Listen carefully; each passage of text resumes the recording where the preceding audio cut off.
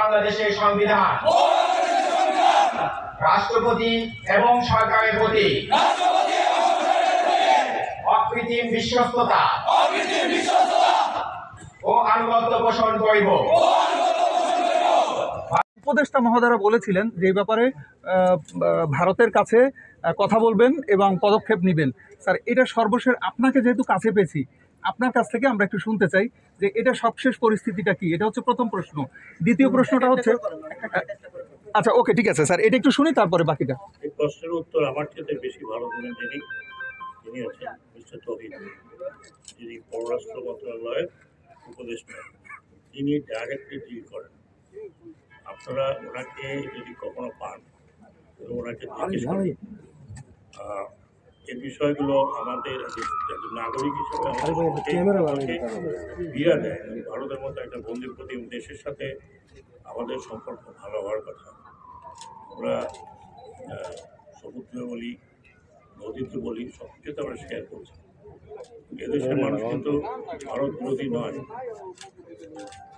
তাই আমরা আশা করি যে আমাদের সাথে যতটুকু মিসআন্ডারস্ট্যান্ডিং আছে এটা দূর হবে।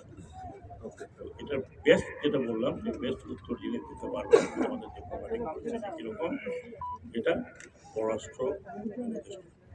স্যার, ওনাকে তো আমরা পাচ্ছি না। আপনার সঙ্গে তো ওনাদের বৈঠক হয়, নিয়মিত কথা হয়। ভেতরের খবরটা কি, কোন পর্যায়ে আছে, সর্বশেষ অবস্থাটা কি? আলাপ হয়নি, এই বিষয় নিয়ে আলাপ হয়নি। যদি এই বিষয় নিয়ে ওনার সাথে আমার আলাপ হয়, আনুষ্ঠানিক আলাপ যদি হয়, তাহলে তখন আমি নিশ্চয়ই উত্তর দিতে পারবো। স্যার, এবার দ্বিতীয় যতটুকু বললাম এটা আমি নাগরিক হিসাবে মনে করি আমাদের সাথে ভালো রিলেশন থাকার কথা। একটা দেশের সাথে দেশের রিলেশন হয়, মানুষের সাথে মানুষের রিলেশন হয়। এই ক্ষমতা থাকবে না থাকলে ওটা বড় কথা। আমরা সবসময় ভারতের সাথে বন্ধুত্ব রক্ষা করার জন্য তৈরি, but it has to be one two one. Sir, আরেকটা জিনিস জানতে চাই, সেটি হচ্ছে যে দেশের বর্তমান যে প্রেক্ষাপট চলছে, আমরা দেখছি বিভিন্ন জায়গায় এমন কিছু অনাকাঙ্ক্ষিত ঘটনাগুলো ঘটছে যেগুলো হওয়ার কথা না। এই শ্রমমন্ত্রণালয়ের মাত্র কয়েকদিন 7 দিন 8 দিন 10 দিন হবে বেশ কিছু বৈঠক হয়েছে। আপনারা জানেন যে আমাদের সাথে এর আগে যারা মালিক এবং শ্রমিক তাদের সাথে আলোচনা হয়েছে। কতগুলো 18 দফা তারা আলোচনা করেছে। আইএলও টিম ঢাকা ছিল বেশ কয়েকদিন। আমি গত 2 দিন আইএলও টিমের সাথে তাদের বিভিন্ন বিষয়ে আলোচনা করেছি। ভেরি হ্যাপি অ্যান্ড স্যাটিসফাইড যে কিছু কিছু গণ্ডগোল হচ্ছে, বাট নট সমগ্র দেশে নয়। কিছু কিছু জায়গায় কিছু সমস্যা যেটা আমি দেখছি সেটা হচ্ছে পরিকল্পিত কিছু কিছু লোক হ্যাঁ 2-1টি জায়গা আছে যেখানে মালিক পক্ষের, বিশেষ করে গার্মেন্টস সেক্টর, এখানে সবচেয়ে বেশি সমস্যা। 2-1টি বড় বড় গার্মেন্ট ফ্যাক্টরি বা সমষ্টি ফ্যাক্টরি আছে, সেখানে যেহেতু মালিক নেই সেই কারণে কিছু অসুবিধা হচ্ছে। কিন্তু ইতিমধ্যে অনেক জায়গায় সরকার চেষ্টা করছে এবং সরকারি কোষাগার থেকে টাকা দিয়ে যারা শ্রমিক আছেন তাদেরকে বেতন দিয়েছে।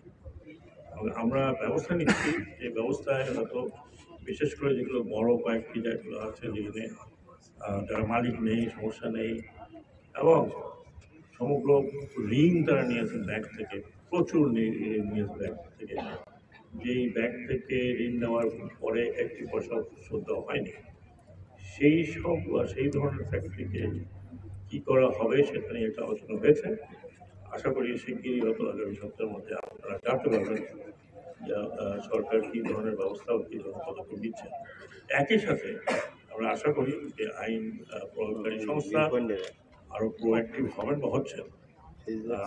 আমরা মনে করি যে এনাফ ইজ এনাফ, পার্টিকুলারলি যারা দুষ্কৃতিকারী, যারা দুষ্কৃতি করবে তাদের বিরুদ্ধে অ্যাকশনে যাওয়া হবে। একটা গভর্নমেন্টে আপনারা জানেন সেখানে মালিককে মারা হয়েছে, কাউকে কেউ মারার অধিকার রাখে না।